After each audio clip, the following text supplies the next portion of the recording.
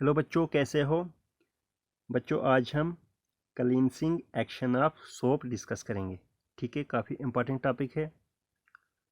इस टॉपिक को शुरू करने से पहले मैं आपको बता दूं कि सोप्स बनते कैसे हैं। हम आइल्स और फेट्स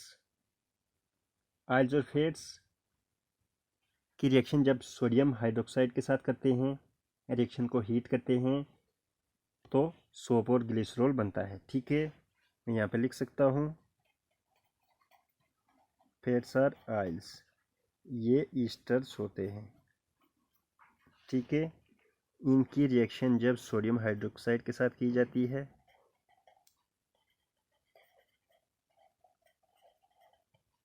ये अल्कली है। ठीक है,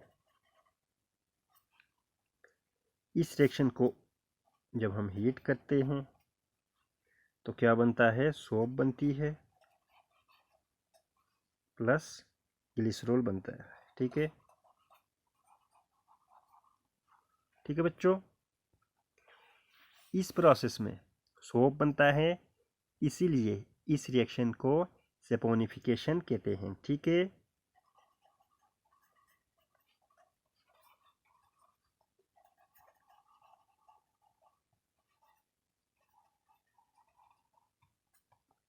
ठीक है। फेट्स या आइल्स की रिएक्शन जब सोडियम हाइड्रोक्साइड के साथ की जाती है, रिएक्शन को हीट किया जाता है, सोप और ग्लिसरॉल बनता है। ठीक है, यहाँ पे मैं रिएक्शन लिख देता हूँ।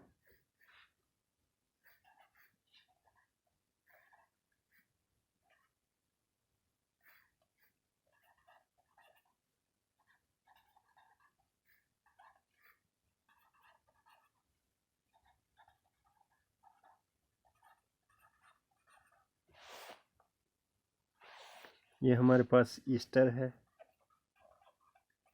इसकी रिएक्शन जब हम सोडियम हाइड्रोक्साइड के साथ करते हैं, ठीक है, रिएक्शन को हीट भी करते हैं, तो क्या बनता है, ग्लिसरॉल बनता है।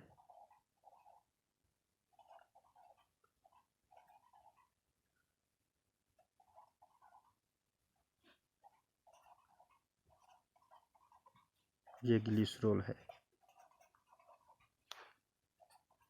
प्लस हमारे पास RCOONA बनता है।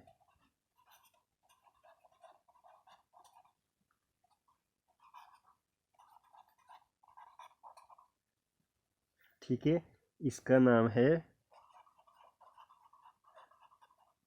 Sodium salt of fatty acids. ठीक है, जब हम ईस्टर्स की रिएक्शन सोडियम हाइड्रोक्साइड के साथ करते हैं, रिएक्शन को हीट भी करते हैं, तो हमारे पास ग्लिसरॉल बनता है और sodium salt of fatty acids भी बनता है। ग्लिसरॉल एक्चुअली अल्कोहल होता है और ये हमारे पास sodium salt of fatty acid, ये सोप होती है। ठीक है, ठीक है बच्चों, सोप का स्ट्रक्चर टेडपोल की तरह होता है। ठीक है,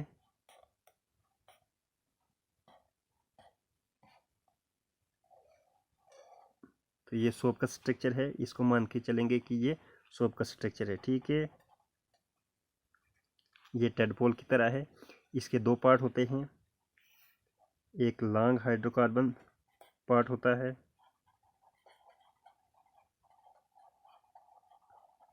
ठीक है, और एक शॉर्ट आयनिक पार्ट होता है। ठीक है, सोप मॉलिक्यूल का स्ट्रक्चर टेडपोल की तरह होता है। ठीक है, इसमें एक लॉन्ग हाइड्रोकार्बन पार्ट होता है और एक शॉर्ट आयनिक पार्ट होता है। इसको आप लॉन्ग हाइड्रोकार्बन पार्ट लिख सकते हो या चेन भी लिख सकते हो। ठीक है, अब ये वाला पार्ट ये आइल सॉल्युबल होता है। ठीक है, और ये वाला पार्ट ये वाटर सॉल्युबल होता है। ठीक है, ठीक है बच्चों, इसको हम हाइड्रोफोबिक कहते हैं क्योंकि ये आइल सॉल्युबल है, वाटर रिपेलिंग पार्ट है, इसको हम हाइड्रोफोबिक कहेंगे। ठीक है, hydrophobic means water repelling.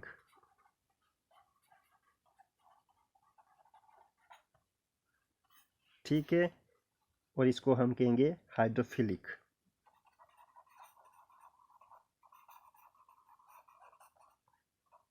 Hydrophilic means water attracting.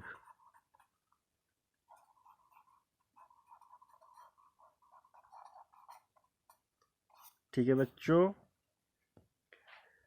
अब बात आती है क्लींसिंग एक्शन ऑफ सोप की। सोप मॉलिक्यूल, जब सोप सॉल्यूशन वाटर के साथ एक स्फेरिकल स्ट्रक्चर बनाता है, इसको माइसिल कहते हैं। ठीक है, मैं दोबारा रिपीट करता हूँ।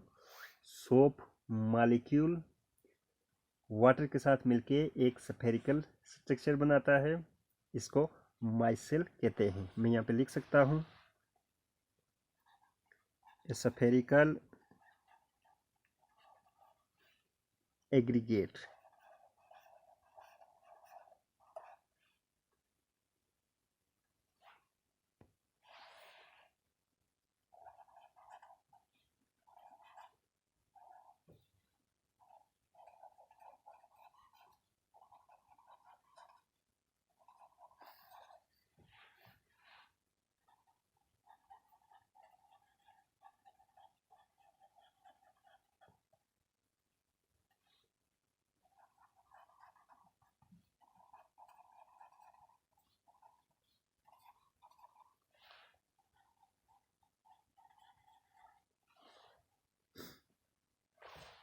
spherical spherical aggregate of soap molecule in soap solution with water is called as micelle। ठीक है, सोप मॉलिक्यूल जब वाटर के साथ मिलता है तो वो एक स्फेरिकल स्ट्रक्चर बनाता है, स्फेरिकल एग्रीगेट बनाता है, जिसको माइसिल कहते हैं। ठीक है, मैं यहाँ पे लिख सकता हूँ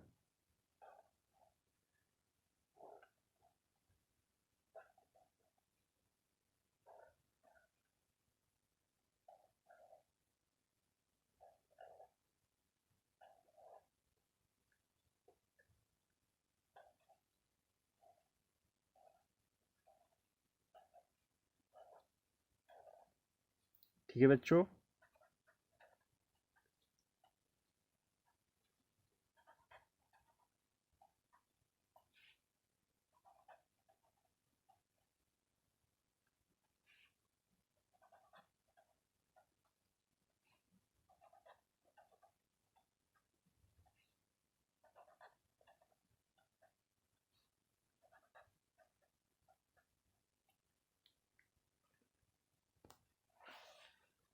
ये माइसिल है। ठीक है, इसको हम कह सकते हैं सोप माइसिल।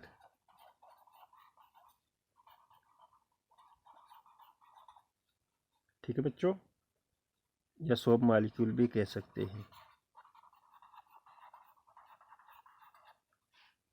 ठीक है,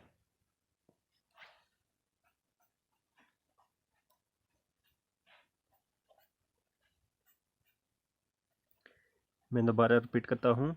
सोप मॉलिक्यूल जब वाटर और सोप का सॉल्यूशन बनता है, सोप मॉलिक्यूल एक स्फेरिकल स्ट्रक्चर बनाते हैं, स्फेरिकल एग्रीगेट बनाते हैं, जिसको माइसिल कहते हैं। ठीक है, आप यहाँ पे देख सकते हो ये सोप मॉलिक्यूल है, इन्होंने एक एग्रीगेट बनाया है, एक स्फेरिकल स्ट्रक्चर बनाया है, इसको माइसिल कहते हैं। इसमें माइसिल में आपने देखा कि जो हाइड्रोकार्बन पार्ट है वो सेंटर की तरफ है, और जो आयनिक पार्ट है वो बाहर की तरफ है। ठीक है, आप ध्यान से देखना, इस माइसिल में जो हाइड्रोकार्बन चेन है या हाइड्रोकार्बन पार्ट है वो सेंटर की तरफ है, और जो आयनिक पार्ट है वो बाहर की तरफ है। ठीक है बच्चों,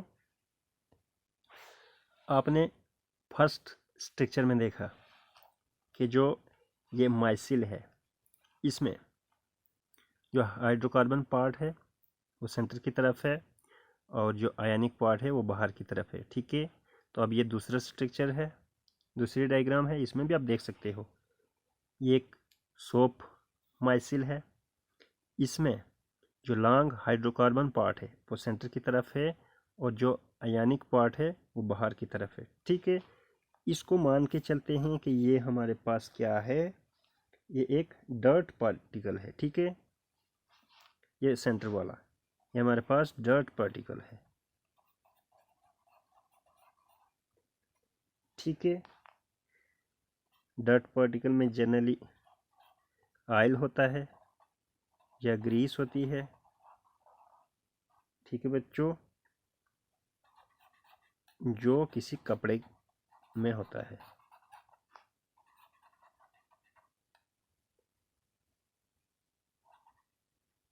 ठीक है, ये एक सोप माइसिल है, इसमें हाइड्रोकार्बन पार्ट सेंटर की तरफ होता है, आयनिक पार्ट बाहर की तरफ होता है। मान के चलो कि ये हमारे पास एक डर्ट पार्टिकल है। ठीक है, डर्ट पार्टिकल है, डर्ट पार्टिकल में जनरली ऑयल या ग्रीस होता है। ठीक है, मान के चलो कि ये कपड़े में एक डर्ट पार्टिकल है। ठीक है, ये जब माइसिल के साथ रिएक्शन करेगा तो तब क्या होगा, ये जो हाइड्रोकार्बन पार्ट है ये आपको पता ही है, ये ऑयल सॉल्युबल है। ये इस डर्ट पार्टिकल को क्या करेगा, अपनी तरफ खींचेगा। ठीक है, ये डर्ट पार्टिकल इंट्रैप हो जाएगा इस माइसिल में। ठीक है, मैं दोबारा रिपीट करता हूँ, ये माइसिल क्या करेगा, इसका जो हाइड्रोकार्बन पार्ट है आपको पता है ये ऑयल सॉल्युबल है। ठीक है, तो ये डर्ट पार्टिकल को क्या करेगा, इंट्रैप कर देगा। ठीक है, इसको खींच के बाहर निकाल देगा। ठीक है, ये हाइड्रोकार्बन पार्ट इस डर्ट पार्टिकल को बाहर निकाल के ले आएगा। ठीक है, यानी कि इंट्रैप हो जाएगा, बाहर निकाल के ले आएगा और वाटर में डिस्पर्स हो जाएगा, यानी कि वाटर में स्प्रेड हो जाएगा और जो कपड़ा है वो साफ हो जाएगा। ठीक है, मैं दोबारा रिपीट करूँगा, अगर आपको समझ नहीं आता है तो मैं दोबारा रिपीट करूँगा। ये माइसिल क्या करेगा, इसका जो हाइड्रोकार्बन पार्ट है ये डर्ट पार्टिकल को इंट्रैप करेगा, इसको पकड़ के बाहर खींच लाएगा। ठीक है, और ये वाटर में स्प्रेड हो जाएगा। ठीक है, जब ये माइसिल इस डर्ट पार्टिकल को बाहर निकाल के ले आएगा कपड़े से तो कपड़ा साफ हो जाएगा। ठीक है, फिर कपड़े को अगर हम साफ पानी से धोएंगे तो कपड़ा बिल्कुल साफ हो जाएगा। ठीक है बच्चों, तो यही है प्रोसेस, यही है तरीका कि सोप कपड़े को या डर्ट को कैसे निकालती है। ठीक है, सोप माइसिल्स डर्ट को कपड़े से बाहर निकालते हैं। ठीक है, इसका जो हाइड्रोकार्बन पार्ट है वो ऑयल सॉल्युबल है। ठीक है, वो उस डर्ट में जो ऑयल या ग्रीस होगी उसको पकड़ के बाहर निकाल के ले आएगा हाइड्रोकार्बन पार्ट। ठीक है, तो फिर जो पानी होगा वो गंदा हो जाएगा बट कपड़ा साफ़ हो जाएगा। इस कपड़े को अगर दोबारा हम साफ़ पानी के साथ धोएंगे तो कपड़ा बिल्कुल साफ़ हो जाएगा। ठीक है बच्चों, तो ये था क्लींसिंग एक्शन ऑफ सोप के बारे में। ठीक है, मुझे उम्मीद है कि आपको क्लियर हो गया होगा। आज की वीडियो में इतना ही, इजाज़त दीजिए, नमस्कार।